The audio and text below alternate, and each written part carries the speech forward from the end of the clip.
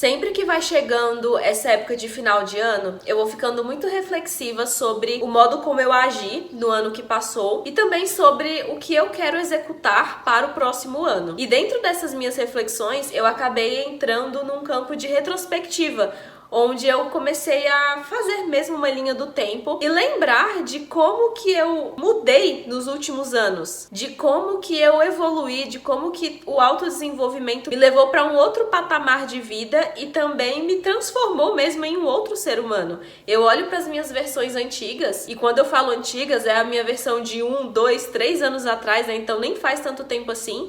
E eu já não reconheço mais, porque foram tantas mudanças e eu nunca pensei que um dia eu pudesse olhar pra mim mesma e me achar foda, sabe? Eu era aquela pessoa que tinha uma autoestima tão baixa, que eu me sentia tão fraca, tão pequena perante a todas as outras pessoas, e por muito tempo eu me mantive nesse lugar, sabe? Me inferiorizando, sentindo que eu não era capaz de executar nada, achando que sonhos eram só pra ficar no campo mental e que não poderiam ser realizados. E depois que eu entrei no processo de autoconhecimento, de autodesenvolvimento, eu vi que eu passei muito tempo da minha vida acreditando em mentiras. E por eu acreditar, por mais que fossem mentiras, eu acabava vivendo aquela realidade. E depois de alguns anos trilhando esse caminho do crescimento pessoal, eu observei vários pontos que foram cruciais na minha jornada, sabe? De evolução mesmo, que foram cruciais para o meu amadurecimento emocional, para a minha mudança de autoimagem e também para a mudança da minha vida em questão material, né? Porque quando a gente cuida do nosso interno, isso reflete claramente no nosso externo. Não tem como a gente mudar internamente, a gente trabalhar as nossas emoções,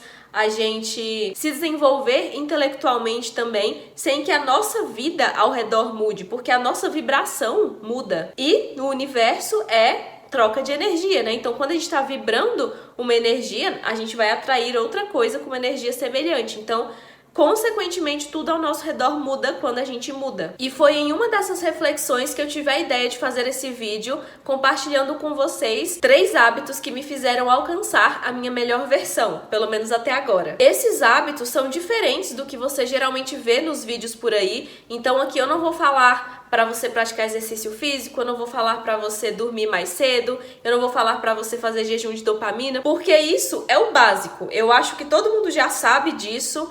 E sim, funciona, eu faço isso na minha rotina, mas aqui no canal eu gosto de trazer coisas mais profundas, eu gosto de ir além do básico, além da superfície. Então, sem mais enrolação, o primeiro hábito que eu acredito que seja crucial para que você se torne a sua melhor versão é fazer uma análise e uma avaliação de si mesmo e da sua vida. É você olhar para tudo que é nesse momento, para você mesmo, para os seus comportamentos, o modo como você lida com você mesmo, lida com a vida, lida com as pessoas, para todas as áreas da sua vida. Então, como que tá seus relacionamentos, como que tá seu trabalho, seus estudos, sua vida social, sua casa.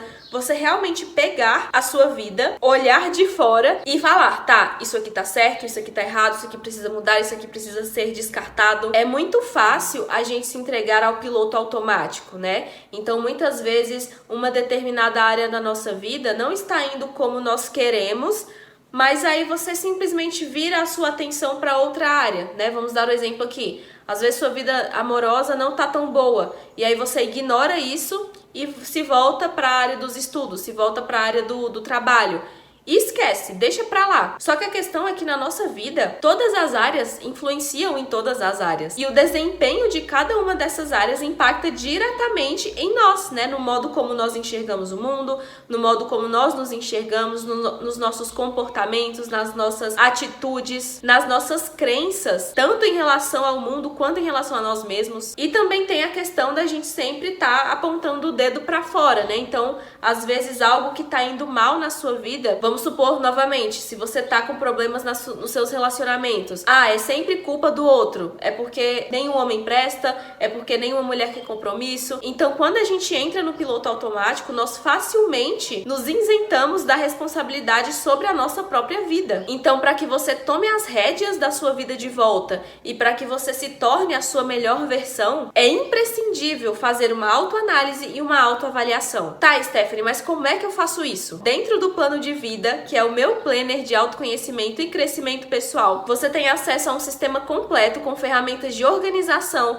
autoconhecimento e desenvolvimento pessoal que vão te ajudar a avaliar, planejar e executar todos os seus objetivos. Inclusive, a primeira etapa do planner é justamente essa, autoanálise e autoavaliação. Nesse tópico, a gente tem uma ferramenta chamada Roda da Vida, que é uma roda da vida personalizada que eu mesma criei exclusivamente para o planner, tendo como pilares o direcionamento, a consciência e o propósito, para que todo o planejamento seja feito com uma base sólida. E aí, com essa ferramenta, você consegue ter um olhar de fora, você consegue ter uma outra perspectiva da sua vida. E como que isso se dá, né? Você dá notas para cada área da sua vida e aí a roda vai te mostrar os desfalques, né? Quando todas as áreas da vida estão indo bem, a roda fica preenchida. Ela fica uma roda mesmo, certinha. Mas quando você tem desfalques em alguma ou algumas áreas da sua vida, essa roda vai ficando desfalcada, né? Então vão acabar faltando pedaços. E é nessa falta que você descobre os déficits de cada área da sua vida. E percebendo isso, fica muito mais fácil você enxergar onde você errou e também traçar estratégias para melhorar essa condição. E aí, junto com a roda da vida, a gente tem várias questões, né, para que você realmente faça uma análise completa, detalhe ali cada área e já vá para a segunda etapa do planner, que é a etapa de visualização de sonhos e planejamento do futuro, com muito mais clareza do que você realmente precisa fazer e também do que você não precisa mais fazer. Essa ferramenta está disponível exclusivamente para o Plano de Vida 2025. Então, se você ficou interessado em utilizar essa ferramenta, aqui embaixo na descrição tem um link que é a lista de espera para o lançamento do Plano de Vida. Clica nele, deixa seu e-mail, que assim que o planner for lançado, você irá receber em primeira mão o link de aquisição. E aí, só para concluir esse tópico, tá? A autoanálise e autoavaliação, ela engloba tanto essa atividade, então é um processo que você pode fazer mês a mês, trimestralmente, semestralmente, uma vez por ano. Lá no planner eu indico fazer por semestre, que é a forma também que eu faço. Mas isso também vai muito além de sentar para fazer uma atividade.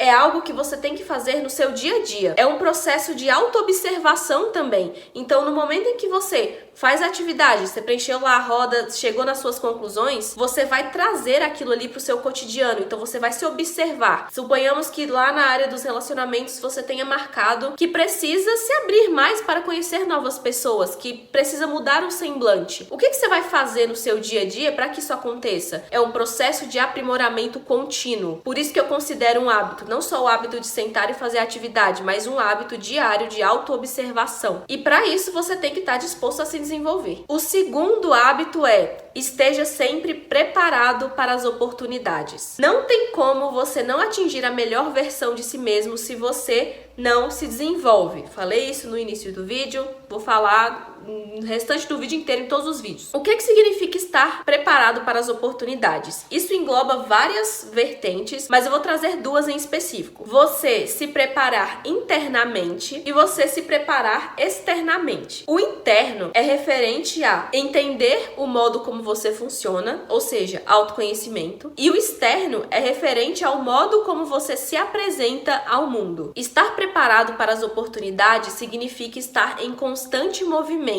É você não esperar que alguma coisa caia de bandeja no seu colo, e sim você estar sempre caminhando em direção àquilo. Por mais que pareça que seja algo muito longe, que seja algo impossível. Eu vou dar um exemplo que está mais próximo da minha realidade. Vamos supor que você é um estagiário em um escritório de arquitetura e o seu sonho seja ter o seu próprio escritório de arquitetura de luxo. Só que você é um estagiário que recebe R$500 por mês e que passa 2-3 horas em um ônibus para conseguir chegar ao seu estágio. E que esse dinheiro do estágio você mal consegue pagar as suas contas e você realmente está completamente distante de ser um chefe de um escritório de arquitetura de luxo. Porém, esse aqui é o seu objetivo. Então, de novo, a importância de se ter um objetivo. A gente sempre tem que ter um lugar para onde a gente quer caminhar. Esse aqui é o seu objetivo. Você está aqui no primeiro passo, você é estagiário. O que você pode fazer aqui hoje, sendo estagiário, para que um dia você consiga chegar na posição de CEO de uma empresa? Qual é o seu comportamento como estagiário? Você age realmente como uma pessoa que está na faculdade faculdade, que não sabe nada sobre o mercado de trabalho, ou você se destaca perante os outros estagiários, ou você tem um curso por fora, ou você se interessa em saber mais, não só sobre o processo de projeto em si, mas sobre a gestão da empresa, ou você se veste já como um arquiteto formado, em vez de se vestir com o look universitário padrão. Eu tô trazendo esse exemplo porque foi o que eu vivi, tá? Como é que você se prepara desde agora para chegar onde você quer chegar? Isso muda tudo. O seu comportamento desde o primeiro instante muda completamente o rumo da sua jornada. Quando você se prepara para o seu objetivo desde o primeiro instante, desde que você decide que quer aquilo para sua vida, esse objetivo se torna muito mais palpável. Por mais que ele ainda pareça que esteja longe, você sente essa realização interna, sabe? Você realmente sente que tá no caminho certo. Você deixa de lado aquela sensação de que é muito difícil, de que você nunca vai conseguir, de que é só um sonho. Então, como é que se veste um diretor de um escritório de arquitetura de luxo? Ele se veste como eu? Como é que ele se comporta? Ele valoriza as mesmas coisas que eu? Ele dá atenção